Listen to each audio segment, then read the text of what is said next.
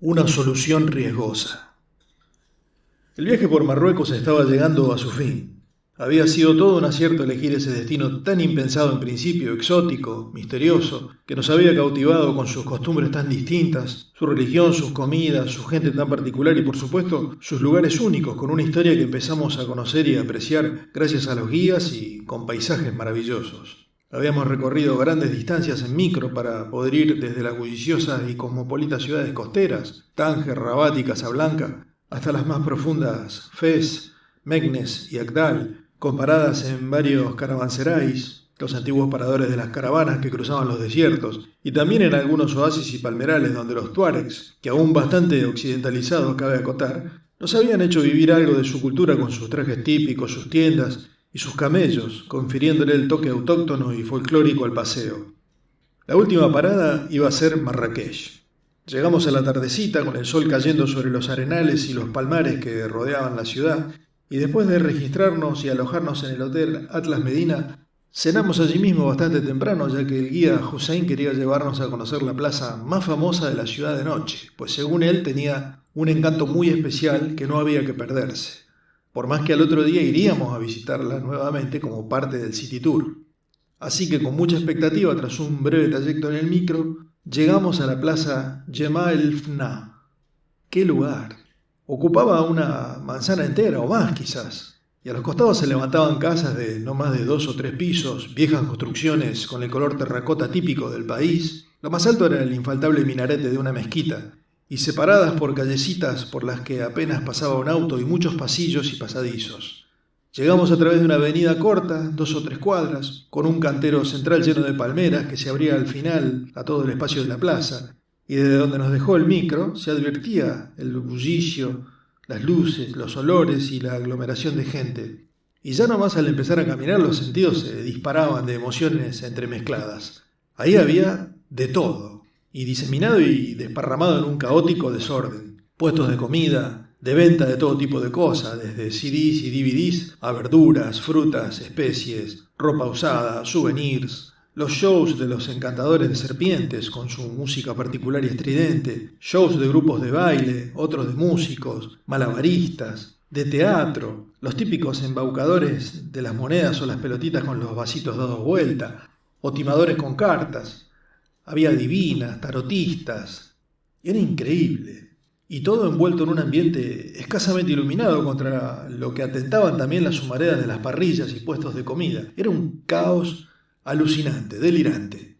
De quedarnos embobados mirando cómo un tipo jugueteaba con serpientes, haciendo ver como que se jugaba la vida acercándoles las manos e incluso la cara a los bichos que lucían fieros y amenazantes, a hacer 2 pasos y deleitarnos con el aroma de las especies de un puesto multicolor donde se vendían sustancias de lo más variadas, a darnos vuelta a observar, al igual que mucha gente arremolinada, a un audaz vestido estilo Mil y una noche con babuchas llenas de lentejuelas, el típico chaleco de seda y turbante que hacía su espectáculo de fuego soplando enormes llamaradas, metiéndose después todo el mechero encendido en la boca, y unos metros más allá engancharnos con un show de baile de odaliscas.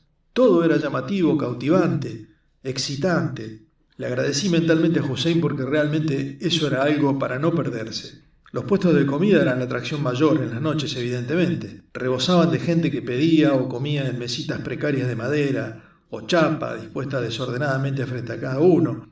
Y muchos degustaban las distintas ofertas de parados nomás, entre el gentío y haciendo malabares con los vasos o las botellitas de gaseosas. Y había para elegir, desde los típicos tajín de cordero, conejo, vegetales, pasando por unas especies de brochet de vaya a saber uno qué carne, unas especies de salchichas parrilleras que al estilo de nuestros choripanes la gente comía en sándwich y que humeaba muchísimo al asarse sobre brasas, hasta platos extraños como caracoles que en ollas gigantes se cocían y servían después en unas especies de cazuelitas con una salsa que se adivinaba picante por lo rojo rabioso y los gestos de la gente al comerlos, apantallándose la boca y empinando la bebida que tuvieran a mano.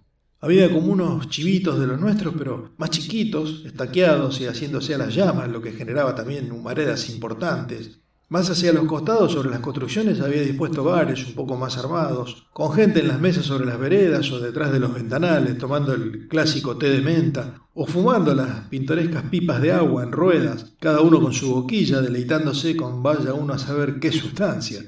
El ruido, el sonido era increíble.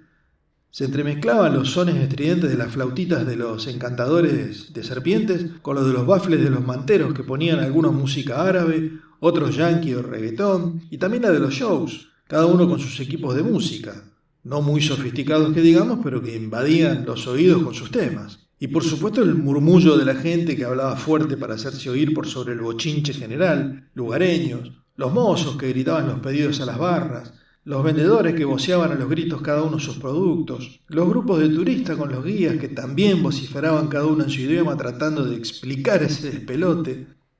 Todo contribuía a una cacofonía confusa, caótica, pero atractiva, porque le confería al ambiente una atmósfera muy particular de algarabía y alegría. Hussein nos había advertido cuando íbamos en el micro que nos mantuviésemos todos juntos, que no nos detuviéramos mucho en los puestos, que esa noche solo haríamos una recorrida rápida como para apreciar el ambiente nocturno tan singular de la plaza, y al otro día volveríamos a la mañana para recorrerla en otro contexto, con otras atracciones y con más tiempo para compras. Y realmente valió la pena. Nos detuvimos de última cuando ya Hussein nos apuraba para volver en un espectáculo de odaliscas bastante bueno, y una de las integrantes muy provocativas me eligió para arrimarse, contornearse y refregarse contra mí en una danza muy sensual. Las cargadas fueron muchas cuando Hussein nos explicó que por las costumbres musulmanas las mujeres no podían mostrarse abiertamente, así que las odaliscas eran todos trabucos, pero vale decir que estaban muy fuertes. Al fin nos fuimos, y varios, yo incluido, de mala gana, pero con la esperanza de volver al otro día a ese lugar fantástico. A la mañana siguiente, después de un muy buen desayuno en mesas ubicadas entre palmeras, plantas, fuentes y albercas donde nos sentimos medio marajáes, nos llevaron a hacer el City Tour. La ciudad era grande, muchos edificios pero muy pocos altos, la mayoría de 3 o 4 pisos a lo sumo y predominando siempre la arquitectura morisca, con paredones amurallados y grandes portones de entrada donde se dejaban ver bellos jardines con muchos tipos de palmeras y siempre las infaltables fuentes. Fuimos a la Kutuba, la mezquita de los libreros.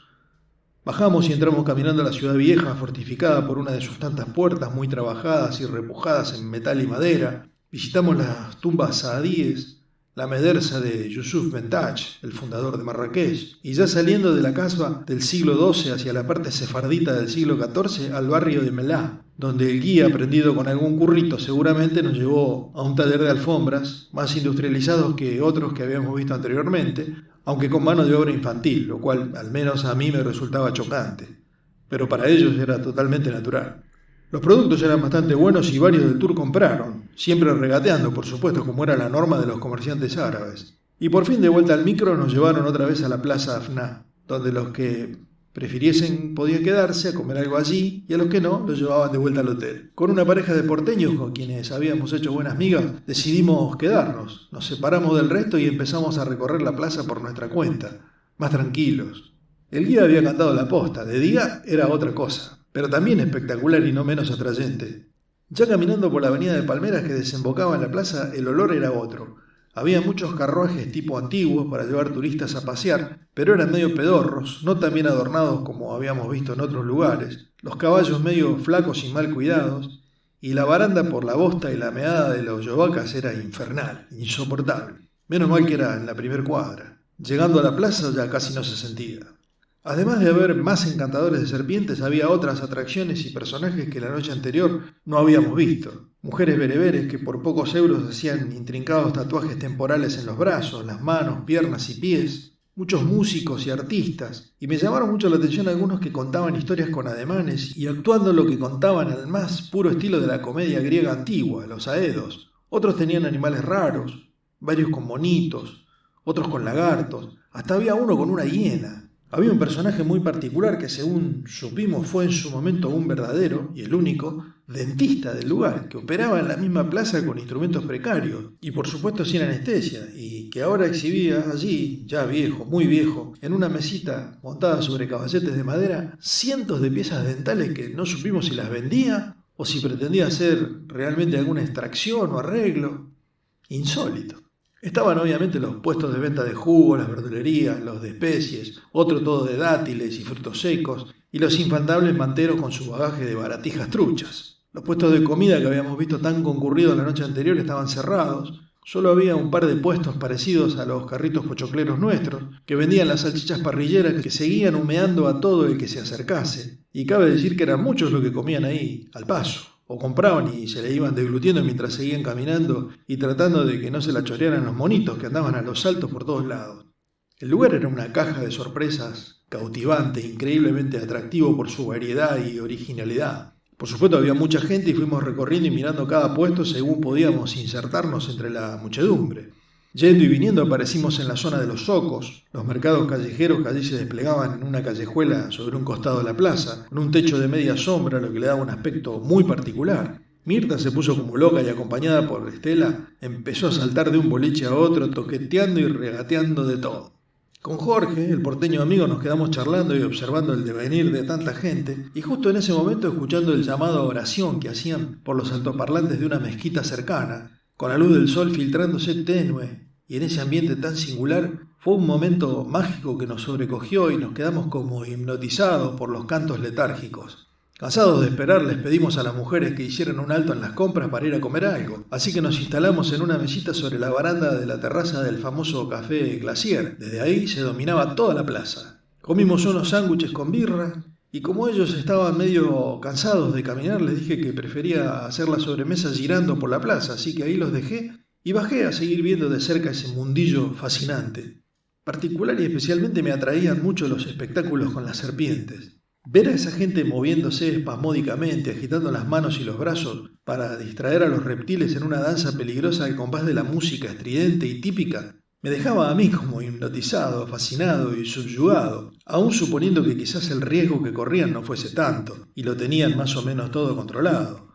Probablemente las víboras no fuesen venenosas o le hubiesen quitado el veneno o extirpado las glándulas, pero igualmente se me ponía la piel de gallina y se me erizaban los pelitos de la nuca. Siempre les tuve un poco de temor a esos bichos, igual que a las arañas.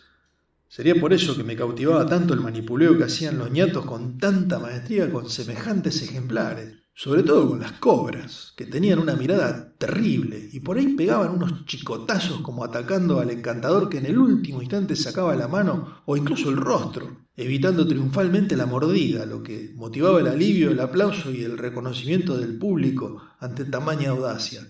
Iba pasando de uno a otro puesto observando las rutinas de cada uno y buscando los resquicios entre la gente para mirar, pero tampoco sin acercarme demasiado, porque por ahí esos locos agarraban a los turistas y les zampaban las serpientes en el cuello, o los hacían participar de sus actos y de paso sacarles guita. Así que me fui desplazando para uno de los costados de la plaza donde había menos gente. Me llamó la atención puntualmente uno de esos puestos, más cerca de las casas, donde no había nadie. Sobre el tapiz de colores desplegado sobre el piso había 2 o 3 serpientes enroscadas sobre sí mismas, una toda estirada, y era bastante larga, pero inmóvil, y otra negra, gorda, colgando mitad afuera de un canasto de mimbre. En un costado un viejito vestido con la típica chilaba blanca y un turbante, sentado sobre un banquito minúsculo, tocaba la flauta plañidera y tristemente ensimismado y con los ojos entornados. Me sorprendió la quietud y me detuve un momento.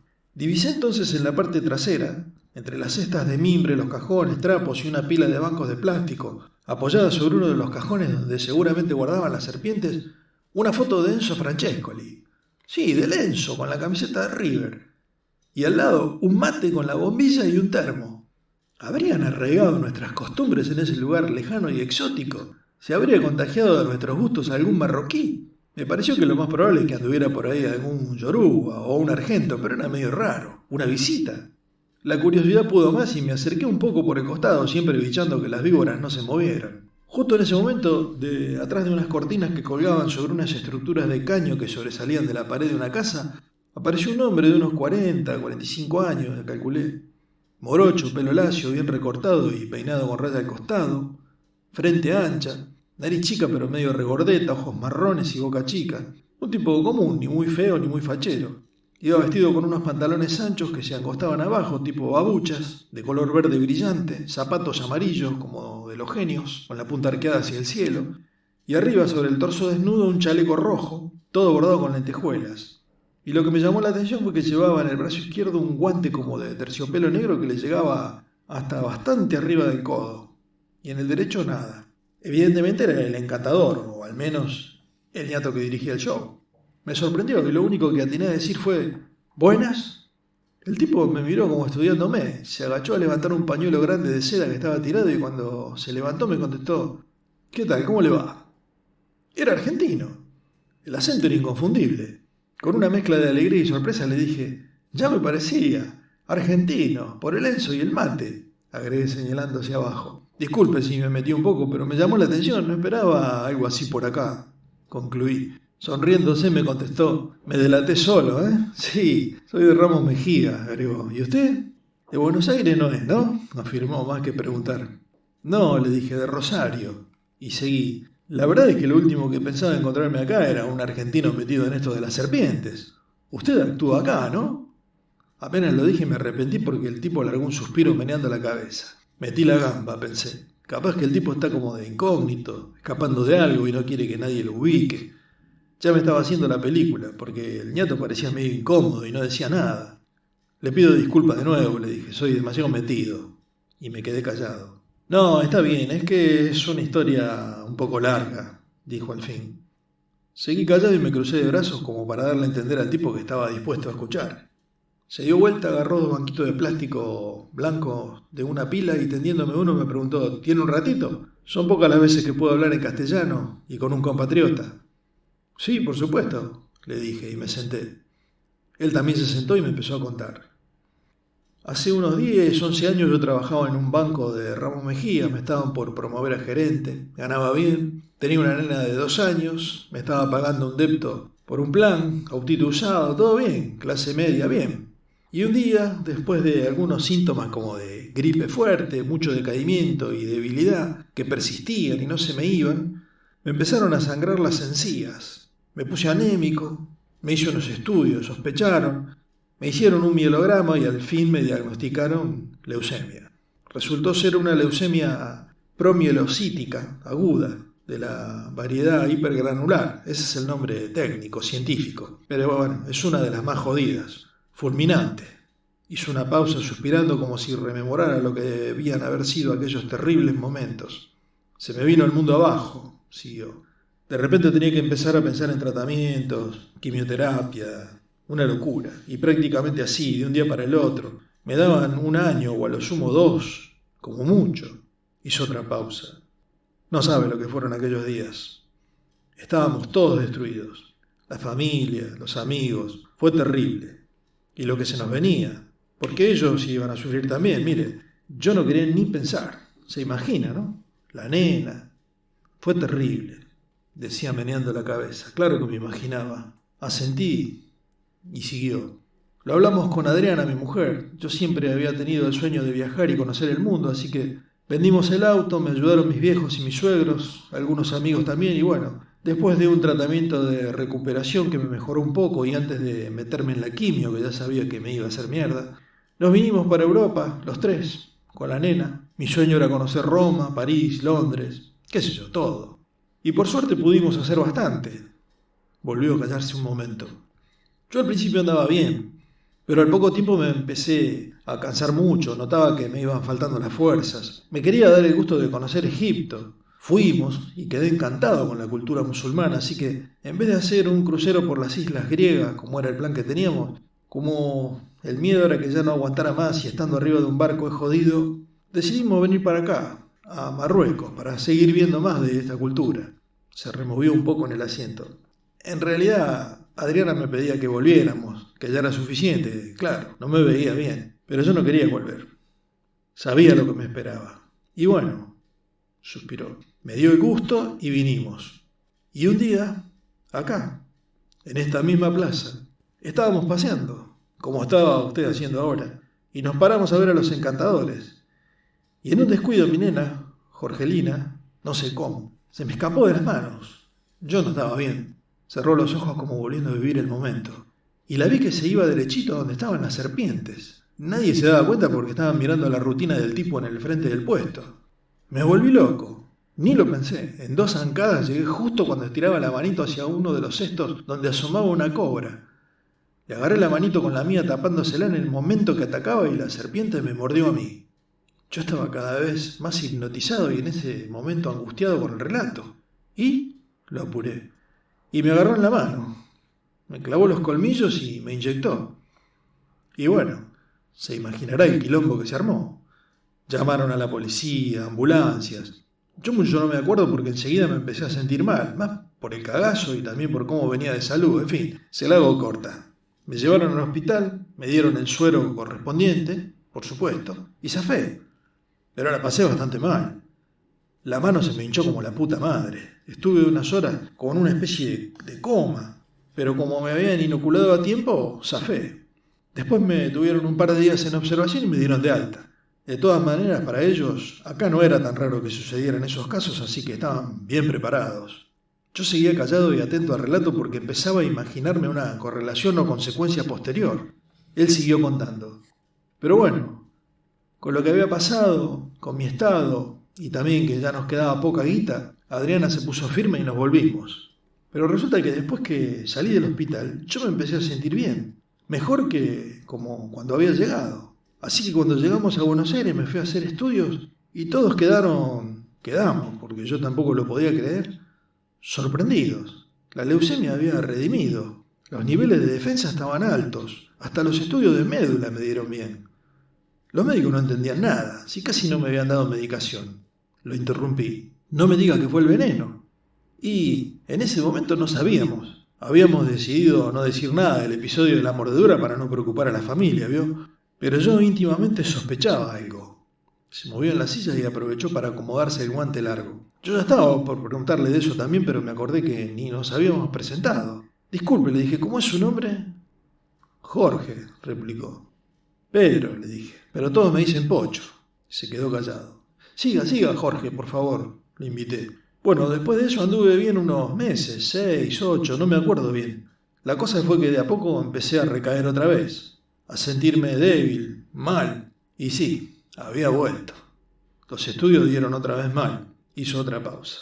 Ahí sí, les dije a los médicos lo del veneno, porque yo sospechaba que algo habría tenido que ver, y con la desesperación de verme otra vez mal, pero los tipos no me dieron ni 5 de bola. Decían que era casualidad y me insistían con los tratamientos y la quimioterapia, y de lo del veneno no querían saber nada. Y entonces, inquirí. Y bueno, sin decir nada a nadie, ni a mi familia. Adriana sola sabía y no quería saber nada tampoco, pero como insistí tanto... Bueno, la cosa es que por las mías me fui a Luján, al zoológico de Cutini, ¿se acuerda? Ese que después lo terminaron cerrando por un quilombo con un oso o un bicho que atacó una piba. Sí, claro que me acuerdo, le respondí. Bueno, no me pregunte cómo, hablé con gente, tiré unos mangos, bastante. Se la hago corta, me escabullí en el serpentario, busqué una cobra y me hice morder. Concluyó. No, a la mierda, no te puedo creer. Disculpa que te tutee. ¿Qué lo parió, mierda? Yo no salía de mi asombro. Hay que tener huevos, ¿eh? ¡Qué bárbaro! ¿Y? Fue más o menos la misma historia. Todo el quilombo, hospital, antídoto, un día mal, la mano hinchada y negra, después mejor. Tuve algunos problemas con la cana porque me querían acusar de robo, de secuestro de animales, de invasión a la propiedad privada, qué sé yo, de cualquier cosa. Los del parque se querían lavar las manos. Zafé otra vez, desde todo punto de vista. Con algunos amigos, no sé si me entiende, usted ya sabe cómo es allá. Pero bueno, en conclusión, tuve remisión otra vez y esta vez me dieron más bola con lo del veneno. Mandaron sangre mía hasta Estados Unidos y hasta me hicieron una punción de médula ósea y la mandaron también. ¿Y? Quise saber, ya muy intrigado. Y medio que ni así se querían convencer, sobre todo lo que no querían era comprometerse. Me dieron un montón de explicaciones, que el veneno de las víboras es una neurotoxina que tiene efectos sobre el sistema nervioso y por eso es mortal, pero que además tiene una enzima, la leatinasa, que disuelve las paredes de las células y también las membranas que recubren y rodean los virus. Y que en el caso mío, a diferencia de otros, y no se explicaban por qué, las atacadas eran solamente las células malignas, como si fuera una quimioterapia apuntada. Y tampoco entendían cómo no me afectaba el sistema nervioso central. O si me lo afectaba y lo frenaba el antídoto, ¿por qué no frenaba la acción sobre las células cancerosas? Encontraron en las muestras unos péptidos o algo así que detenían el crecimiento de las células tumorales y combatían la enfermedad. Pero era como que se gastaban en el proceso y por eso me volvía el problema. Yo sentía tratando de entender. En fin, siguió. Más allá de todo el tecnicismo, la conclusión mía era que el veneno de las serpientes me hacía bien, me curaba. Entonces le pedí que me lo inyectaran regularmente, como una solución. No querían saber nada. Nadie quería saber nada. No querían tener la responsabilidad. ni siquiera si yo le firmaba mi consentimiento. Se negaron rotundamente, concluyó. ¿Y qué te proponían?, quise saber. Y más estudios, más análisis para estar seguros, aprobaciones de los colegios médicos, publicaciones en revistas especializadas, pruebas y recontrapruebas en laboratorio, primero con animales. Además citaban trabas legales, qué sé yo, toda la burocracia. Así que me convencí de que por ese lado no iba a obtener nada. Pero alguna solución te tenían que dar, casi protesté. Mire, a ellos les importaba un carajo mi vida, y yo no tenía tiempo para esperarlos a ellos y a sus estudios, me respondió embroncado. ¿Y qué hiciste? Yo ya empezaba a hacer conjeturas mentalmente. Traté de conseguir algo como fuera, ya sabe, coimeando, como fuera. Pero no es fácil encontrar y disponer de veneno de serpientes, y menos conseguir los propios animales, era casi imposible. El tema de la fauna ilegal estaba muy perseguido. Además, ¿dónde iba a guardar o criar serpientes? Estaba en un callejón sin salida. ¿Y entonces?, le pregunté casi intuyendo la respuesta. Lo hablamos con mi familia, ellos me apoyaron, todos, sin dudar, ¿eh? Vendimos todo, me ayudaron un montón. Nunca les voy a terminar de agradecer. Se quedó un momento pensativo. Y nos vinimos para acá, concluyó. Por las serpientes, dije confirmando. Claro, acá se pueden conseguir sin problema. Hay que hacer tramiteríos, permisos, pero como está esto de los shows de las serpientes en la plaza, todo se facilita. Además es un país del tercer mundo, ¿vio? Usted ya sabe. Tocando donde hay que tocar se consigue cualquier cosa, explicó. ¿Y te quedaste acá, a vivir?, le pregunté. Sí, acá me tiene, dijo. ¿Y te hiciste encantador?, inquirí. Digamos que tengo los papeles, la habilitación, porque si no, no podría justificar la tenencia de los bichos. Hay controles, ¿vio? Tampoco es la pavada. Hay que cumplir ciertas reglas. El lugar de crianza, la alimentación, la seguridad de las jaulas. Hay que tener los sueros. En fin, una serie de ordenanzas no muy rígidas, pero que hay que cumplir. Y después tener esto, bien montado, bien puesto. De todas maneras, no es como los otros shows, ya se habrá dado cuenta. Pero bueno, vio cómo es. Se sabe cuando caen inspecciones, entonces armo el circo un poco mejor. Por ahí algún actito hago. Señaló al viejo de la flauta. Al viejo que es vecino le tiro unos mangos y toca y me ayuda. Él sabe mucho de serpientes. Está jubilado y gana 2 mangos de jubilación, así que acá algo junta, le gusta y a mí me viene el pelo. ¿Y los bichos?, señalé hacia las víboras. Se consiguen, me explicó. Hay varias. Está la cobra escupidora que es jodida por los ojos, ¿vio? La grandota esa es la de Mauritania, la daboya. Y las más chicas son las cobras de escamas aserradas, son las más difíciles de conseguirlas, áspides. Y después están las cobras comunes, por supuesto. Te hiciste un experto, le dije. Y decime, ¿qué te hace picar? La pregunta nomás ya me hizo correr un escalofrío y se me puso la carne de gallina. ¿Quiere ver?, me preguntó señalándose la mano enguantada. ¿No le va a dar impresión? Ya me parecía que algo tenía que ver lo del guante. No, mentí, pero tenía que ver, no me podía quedar con la duda. Pero no te irás a hacer picar acá, ahora, ¿no?, agregué temeroso. No, me contestó sonriendo. Cuando me entra el veneno sé que tengo un par de días internado, así que preparo todo, nos organizamos bien. De todas maneras, es cada tanto, 6, 7 meses. Y no pican, muerden. Y mientras me explicaba se iba bajando el guante del brazo izquierdo. Cuando se lo sacó todo, más que asustarme o asquearme, me sorprendió. Lo tenía todo deformado, hinchado. Más que nada del codo para abajo, más cerca de la muñeca, y tenía como bubones. Le había tomado un color morado raro, en algunas partes con manchas como las que dejan los moretones por los golpes, y más cerca de la mano en el dorso se notaban marcas de lastimaduras ya cicatrizadas, y un par con las clásicas cascaritas de como cuando se va secando una lastimadura. Evidentemente agradable no era, por eso se lo tapaba. ¡Ah, la mierda! Igualmente exclamé sin poder contenerme. Me hago morder siempre acá por las dudas, ¿vio? Por si llega a haber infecciones o gangrenas, que sea a la izquierda. Yo soy derecho. El tipo hablaba claramente de perder la mano o el brazo y lo decía lo más campante. Además se pierde mucha sensibilidad, ya casi no la manejo. Me seguía explicando y moviendo los dedos dificultosamente. Pero, ¿qué se le va a hacer? No queda otra, concluyó. ¿Qué lo parió? Yo seguía asombrado. ¿Y cómo se metés la mano en los canastos y ñácate?, quise saber. Y sí, básicamente es eso. A veces las tengo que provocar porque no siempre atacan. Tienen temporadas. Por ahí como que hibernan. Entonces las tengo que joder un poco hasta que reaccionan, me explicaba. De solo imaginármelo se me erizaron los pelos de la nuca, no lo pude evitar. Había que tener huevo para meter la mano en un jonca lleno de víboras y sabiendo que te van a picar o morder. Y evidentemente te has curado, ¿no? ¿Del todo?, le pregunté desviando el tema. Sí, me contó, estoy de 10. Ya ahora una vez por año me voy hasta Rabat y me hago hacer todos los estudios y dan bárbaro. Me faltaría hacerme una punción de médula y hacerla estudiar para compararla, pero la verdad es que estoy tan bien que no quiero complicarme y sufrir inútilmente. ¡Qué increíble! ¡Buenísimo!, le dije. Y disculpame, pero ya que me contaste, ¿vivís de esto o tenés algún otro laburo?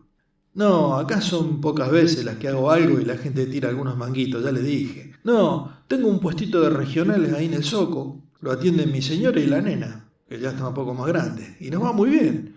No sabe cómo han pegado los alfajores que hace mi señora. Acá no los conocían. Vende un montón, sobre todo a la gente de acá. Al principio nos ayudaron mucho mis suegros y mis viejos, pero ya ahora andamos bien, nos defendemos. Hizo una pausa como viendo qué contar y mientras volvía a calzarse el guante. Tengo una casita al lado del barrio de La Medina, chiquita, pero linda. Ya nos acostumbramos, la gente de acá es muy buena. Siempre nos trataron bien. A la nena le costó el colegio de entrada por el idioma. Pero como acá estamos muy cerca de España, se maneja bastante el castellano. Se atrasó un poquito al principio, pero ahora está recuperando, bien. ¿Y las serpientes dónde las guardás?